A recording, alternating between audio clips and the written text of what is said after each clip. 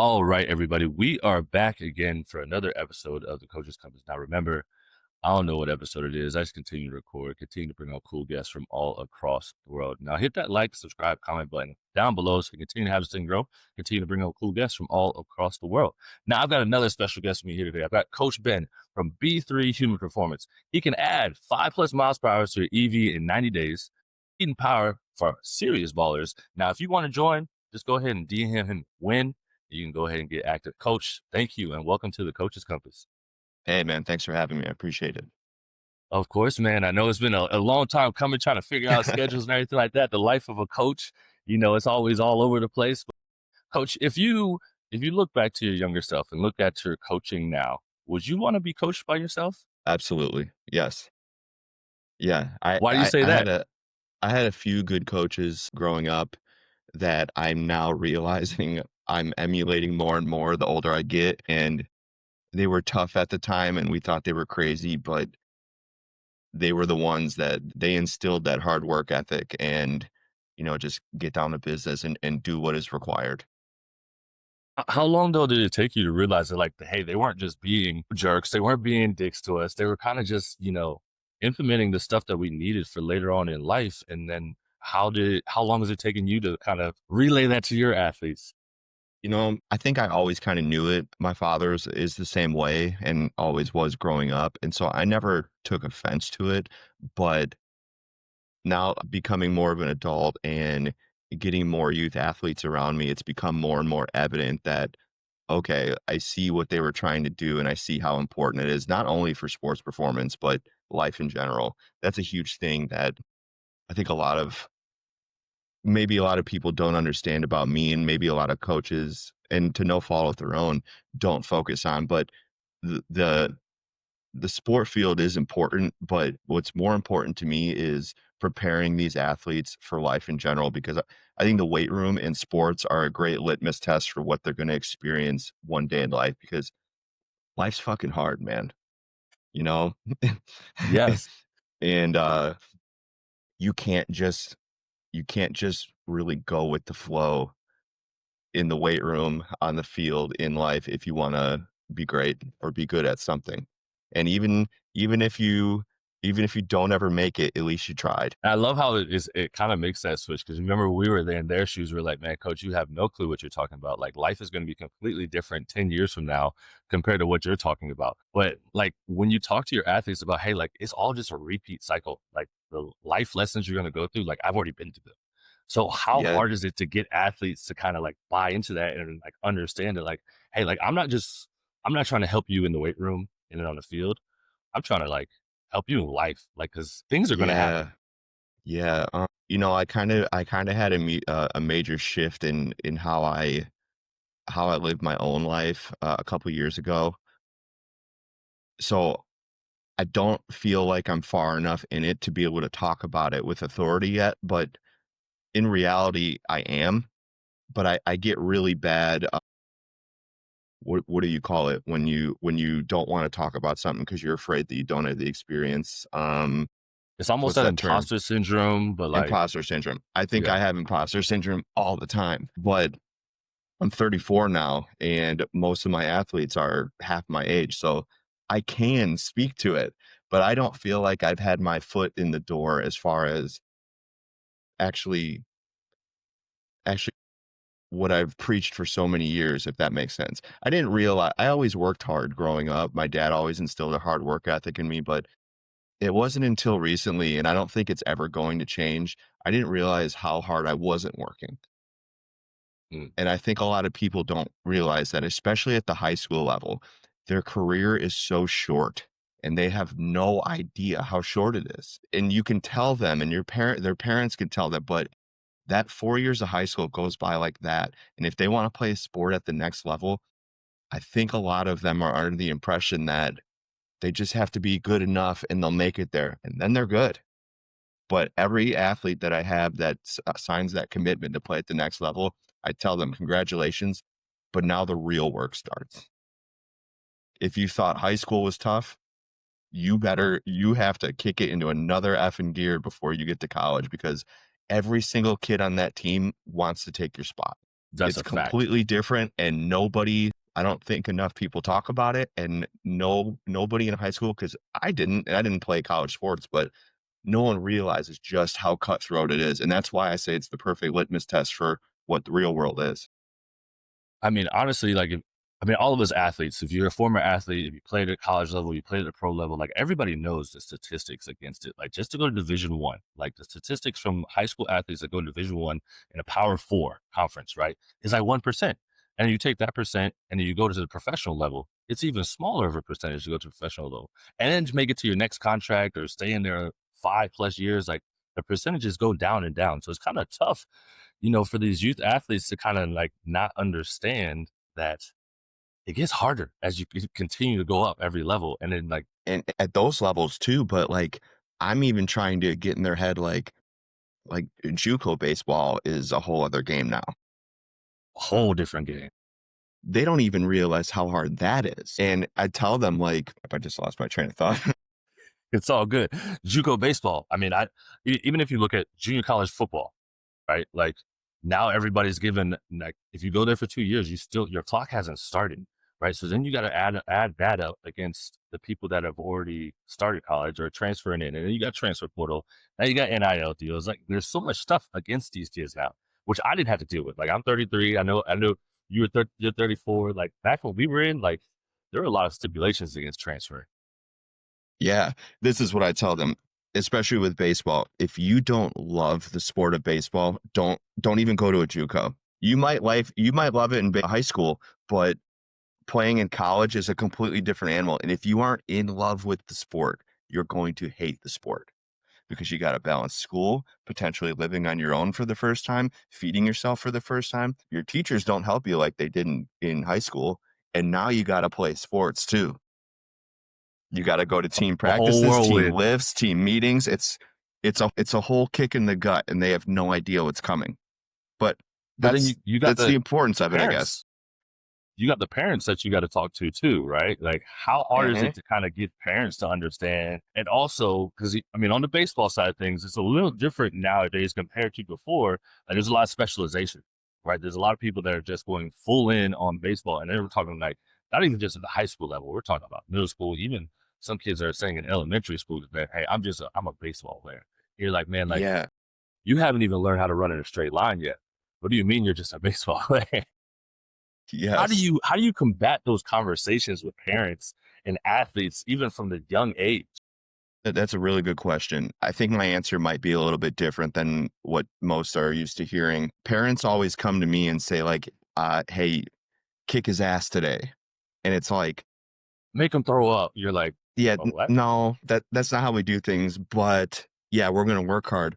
But the big thing to me is show him how to eat. He doesn't wanna eat right, and I won't call anybody out in particular, obviously, but it's important to me that as a father, you're a good role model for your son or daughter. And majority of these parents and whatever they have going on in their life, it's not my business, so I can't really judge.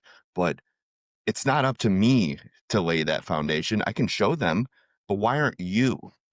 Especially the kids, though. You get the 12, 13, 14 year olds that may be a little bit overweight, and the parents, hey, talk to them about eating. No, you talk to them about eating. They can't buy their I'm not at home with groceries. them. They can't buy their groceries. They don't cook their food. You talk to them about eating. Change your lifestyle to change your child's lifestyle. Be that positive example and role model, and then I'll do my best on my end to be that positive example and role model.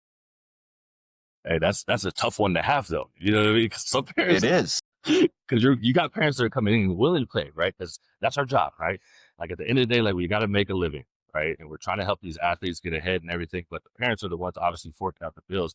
Some parents ain't trying to hear like, hey, like I should be the one taking accountability and Well, changing the lifestyle habits. it's a big ego check, and I understand that that comes off kind of harsh, but if you I just I'm of the thought that if your child is that important to you, that's what's required. It's not about you at that point. It's about your child. 100% agree. That I love it because I have these same conversations, right? Because I Mhm. have these conversations on a daily basis with parents that come in and they're like, yeah, my kid's overweight. Like, I want him to get into fitness. I want him to be active and stuff. And you're just like, well, also, what are you doing? Right? Like, are you being the example because I'm only with them for an hour, maybe an hour and a half a day. And yes, I am working out, setting an example in here, but what they see on a daily basis is you, right? You are the first example for them every single day.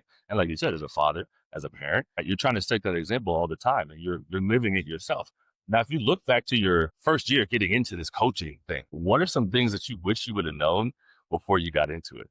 That's kinda hard. My story is a little bit different. Do you want me to go into it a little bit? Hell Okay. yeah. I have a 4-year degree in air traffic control from not that, but that's what people think. To my own fault, I was not a good student in college because, again, I did not quite realize what true hard work meant. I don't think that, I don't think the typical schedule of going to college right after high school is the best idea because I don't think kids understand what it actually takes. I would be a way better student now. And I'm also not of the opinion that a college education is the most important thing anymore. A hard work ethic and being a good person and doing what's required and going above and beyond is. And again, I'm not dogging getting a college education. I just don't think it's the be all end all. But anyways, so I did not get a job outside of college and I take responsibility for that. And I was kind of lost and didn't know what to do. So I got a job with a buddy at a medical company. And in the meantime, his mother recommended I go speak to a gentleman who's just opening a sports performance facility because she knew I liked working out. So I went and talked to this guy, and he ended up letting me shadow him and intern, and then he hired me. And I started by training in all women's fitness class that he ran. And he threw me in the fire. This is what we do. And then he would just piece in and give me some of his athletes. And I eventually started taking over the speed class there. And then I started building my own clientele. Excuse me. Then I kind of fell into baseball because I started getting a couple kids that only played baseball. They were 10 and 11 years old at the time. And then from there, I get a phone call one day from their travel coach. Excuse me. I'm sorry. From their travel coach that they were looking for a strength conditioning coach for their program. So I took him out to dinner to see what he was interested in, and long story short, he ended up hiring me. From there, the guy that brought me into the gym, him and I left, and we opened up our own facility together. I was there for 2 years. I maintained that travel team. I would travel to their facility, back to ours. I also work full time during this on top of the gym. I still do, by the way. And then from there, I ended up leaving off on my own, and I'm currently at the same place for, I think this is my 8th year now. So, what would I wish I would have known? I don't have any regrets and say there's anything I wish I would have known in that sense, but I guess more of a business experience standpoint and more of how to market earlier. The coaching Yeah, the but coaching part and the sports performance part, I don't think I have an answer for that because you don't know what you don't know, right. and that's the But only I way you mean, learn. but you like all the time because you talk about it like college education, like everybody's talking about like you got to get a degree, you got to get certified right away, like you got to do all this Mhm. stuff. But like, and then on top of that, they tell you, hey, you can't get a job until you get experience, right? You talk about it yourself, like, hey, you don't have business experience, you don't have experience coaching. How do we change that? Like, how do we get coaches to kind of get experience earlier on so they have an idea of not only what they're getting into, but how to help the athletes. Because at the end of the day, that's our job, right? Is to help the athletes be better on the field and stay on the field longer. Now, then you get some coaches that are just thrown into the fire as an intern and have no experience and have no clue what they're doing. And then they're putting some of the athletes in the wrong positions. That's a difficult question to give you a good answer on. I might not be answering it in what I'm gonna say, but I kinda think the whole, the college strength conditioning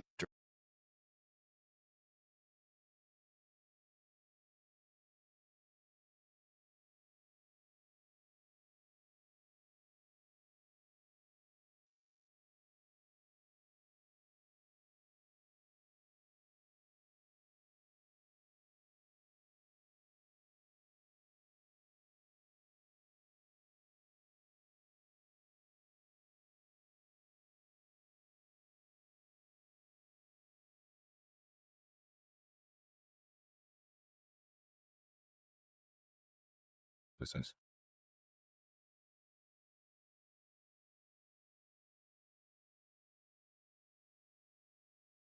don't know if there is any right answer for it. Yeah, like you said, that I think